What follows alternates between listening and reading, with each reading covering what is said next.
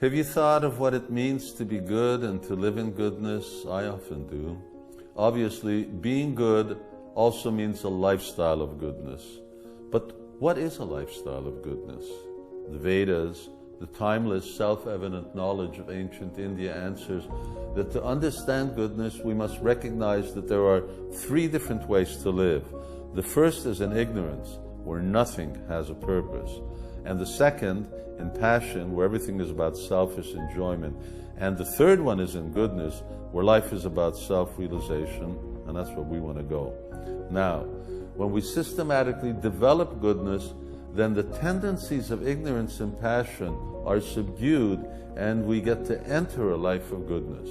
And as one becomes more strongly situated in goodness, the search for the spiritual, characterized by Bhakti Yoga, becomes prominent, and inclinations towards faithlessness are quickly vanquished. Okay, but how to be situated in goodness? Answer: cultivate those things already in goodness. What are those things? Here are some. Organize your time. For example, rise early for morning meditations and go to sleep early for a clear head. Make sure you are in control of your time and not a slave to it. The next is habits, and this is a big one. Abandon foods of violence, meat and fish. Adopt a plant-based diet. Give up destructive cravings like alcohol, drugs, and cigarettes. Reconsider the role of sports and exercises as activities to keep only good health and not to enhance bodily beauty. Now the next topic is water.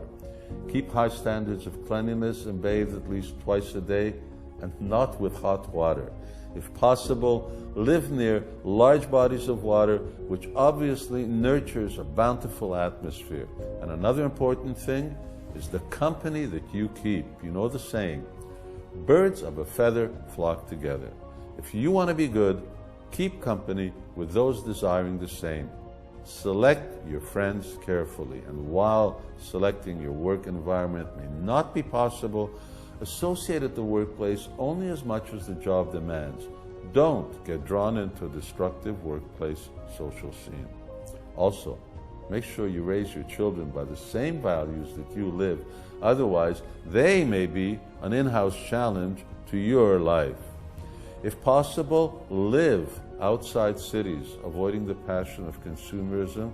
And as far as work for what you need to live and not all the trappings society expects of you.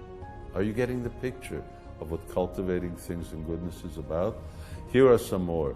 Select and follow those spiritual texts that are authentic and are about self-realization, and shun the sectarian and the new in the latest yoga craze. Meditate on things of substance like approved names of the Supreme, and avoid speculative meditations. And when it comes to mantras, chant those that praise the Supreme and reject those that offer wealth and fame. And finally, live your life dutifully, which may not always be the most desirable thing, but it's the right thing, the good thing. Of the various things I mentioned and others, the rule of thumb is reject those in ignorance, be indifferent to those in passion, and embrace those in goodness. By increasing goodness, the understanding and practice of Bhakti Yoga becomes natural, and transcendental knowledge is awakened. And when knowledge of your spirit soul is revived, and the illusory identification with the body and mind are driven away, then by the further development of transcendental goodness, you will attain life's goal. This is living in goodness.